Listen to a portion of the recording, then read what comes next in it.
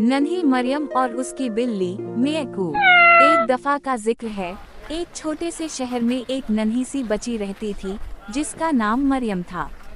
मरियम बहुत ही प्यारी, नरम दिल और हंसमुख बच्ची थी। उसके माँ बाप उसे बहुत चाहते थे, लेकिन मरियम को एक बात की कमी महसूस होती थी। वो चाहती थी कि उसका भी कोई पालतू जानवर हो जो इसका दोस्त बन जाए। एक दिन मरियम के अब्बू काम से वापस आए तो उनके हाथ में एक छोटा सा टोकरा था। मरियम दौड़ती हुई आई और जैसे ही टोकरे को देखा, उसकी आंखें खुशी से चमक उठीं। टोकरे में एक छोटी सी सफेद रंग की बिल्ली थी, जिसकी आंखें नीली और बाल नरम नरम थे। मरियम ने खुश होकर कहा, अम्मी, अब्बू, ये मेरे लिए है। अम्मी ने मुस्कुरा कर कहा, हाँ बेटा, ये तुम्हारी नई दोस्त है। मरियम ने बिल्ली को प्यार से गोद में लिया और उसका नाम रखा मैकू। शुरू के दिनों में मरियम और मैकू एक दूसरे से थोड़ा झिझक रहे थे। मनी कभी सोफे के नीचे छप जाती, कभी पर्दों से खेलने लगती। लेकिन मरियम ने सब्र से उसे अपने करीब किया। वो रोज मैकू को दूध देती, उसके लिए गेंद लाती और प्यार से बातें करती। आहिस्ता आहिस्ता मैकू भी मरियम से मानूस हो गई। अब वो मरियम के साथ ही सोती, उसके साथ खेलती और जब मरियम स्कूल जाती तो दरवाजे के पास बैठकर उसका इंतजार करती।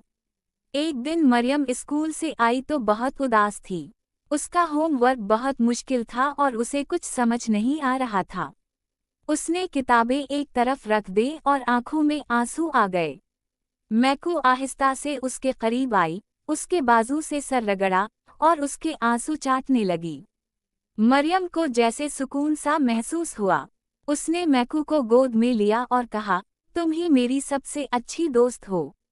मैकू ने जोर से मियाऊं किया, जैसे वो कह रही हो, मैं हमेशा तुम्हारे साथ हूँ।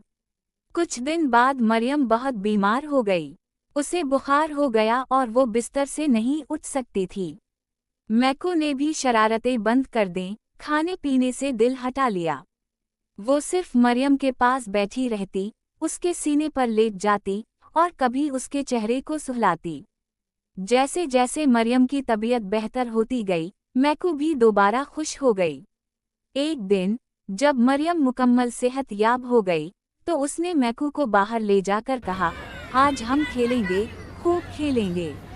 मैकू उछलने लगी, दरख्त के पीछे छपती, फिर भागकर मरियम के पास आ जाती। वो दोनों ऐसे खुश थे जैसे दुनिया में कोई गम ही ना हो। सबक: ये कहानी हमें सिखाती है कि जानवर सिर्फ पालतू नहीं होते, वो हमारे जज्बात को समझने वाले, सच्चे और वफादार दोस्त होते हैं। अगर हम उनसे मोहब्बत करें, तो वो हमें बेहद खुशी और सहारा देते हैं।